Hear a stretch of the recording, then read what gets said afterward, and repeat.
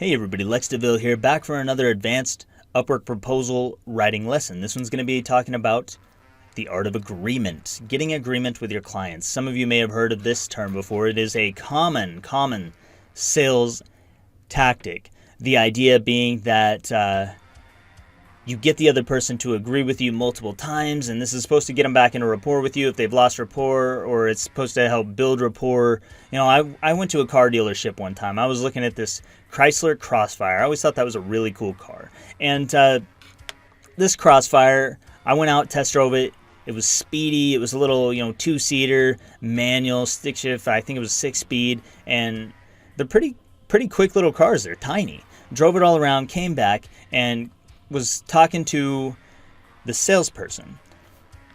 Well, I told him what I wanted before I got there. I told him I didn't want to play any games, and he was kind of giving me the runaround with some different stuff, and I just didn't like what we were. I don't remember the full experience, so I can't tell you the full story as well as it was, but needless to say, we got out of rapport, and I was about to leave, and then all of a sudden, the guy is like, well, let me go get my manager. He brings his manager out.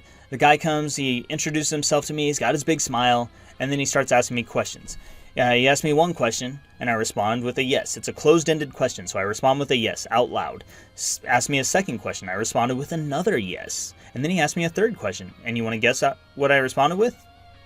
I responded with, I know what you're doing, and it's not going to work. Because I have a lot of influence and persuasion training, so this stuff stood out to me like a sore thumb, like I'm directly asking this.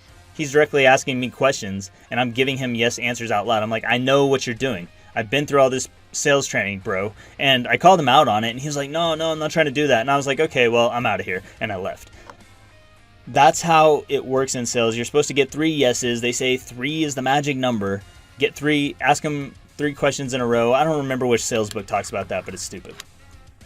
I don't want to teach you that. That's not what we're doing here. That's not how it works when it comes to Upwork proposals. So how it works and how I use it, I do use a similar thing, but it's different. I use what hypnotherapists use, which is the purpose of it is to get the other person to open up and be receptive to what you are saying to them. So when you've got a hypnotherapist and they're going to meet a client, they're supposed to be putting this person in a trance. They're supposed to be doing hypnosis on this person. First of all, they have to get that person to be open to the idea of trance and hypnosis. Now, this is a whole different topic. I don't want to go too much into that stuff, but just understand that they have to get that person to be open to trance and hypnosis before it's going to work on them. And to that end, or to that extent, they want to get them comfortable. They want to get them agreeing with them. They want to get them in agreement. This is part of building rapport. So this all comes back to rapport. Agreement is all about rapport. But what they end up doing is not asking direct questions. Sometimes they might ask questions and the person may respond yes, but it doesn't usually go that way. It's not like they're going to ask 3 yes questions in a row. And in your proposal, you won't be asking 3 direct closed-ended questions with the intent of getting 3 yeses in a row. So first of all, know this. It doesn't matter how many agreement statements that you get in a row, but the more the better. So the more stuff they agree with you, the better. If you only get 1 agreement, that's okay. If you get 2, that's better. If you get 3, that's better. If you get 10, that's way better. Just get them agreeing with you so they feel like you are on the same page. This is what rapport is all about. Now, the second thing you need to know is it doesn't have to be yes responses. So they can be responding with no. That can be a form of agreement. If they say, I guess let me give you some examples of this. So first of all, if they say, I'm looking for a direct response copywriter, and I say in my proposal, you're looking for a direct response copywriter, we're in agreement. Why? Well, this is a little concept called the undeniable truth. And the way it works is pretty simple. It's an undeniable truth. They can't deny it. They are the one who said they were looking for a direct response copywriter. I'm just using their own words. I'm just saying what they said. I'm stating a fact that they believe is true in their mind. So when they read that, they're saying, okay, he's speaking my language. He's saying what I need. How did he even know that? It's crazy. It's like he's reading my mind. And then they say, I need this direct response copywriter. I need you to write some emails for my coaching funnel. And I say back, you need a direct response copywriter to write emails for your coaching funnel.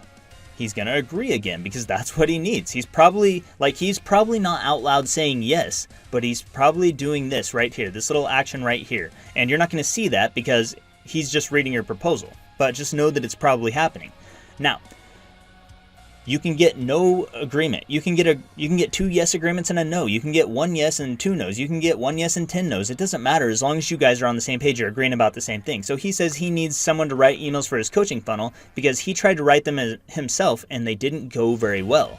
So I would respond by saying you need a direct response copywriter to write emails for your coaching funnel because you tried to write them yourself and it just didn't work out very well.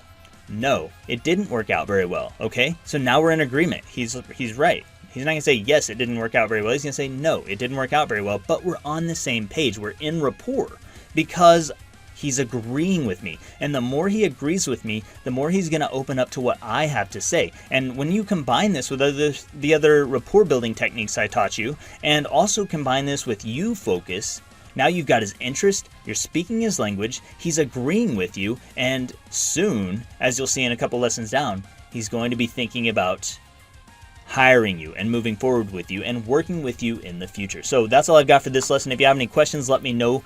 Comment down below or whatever you want to do, and I'll try to get back to you. You can drop in the Discord chat, all that stuff. I'm about to sign off with my YouTube call sign. Sorry about that. I'm Lex DeVille, and I'll see you in the next lesson.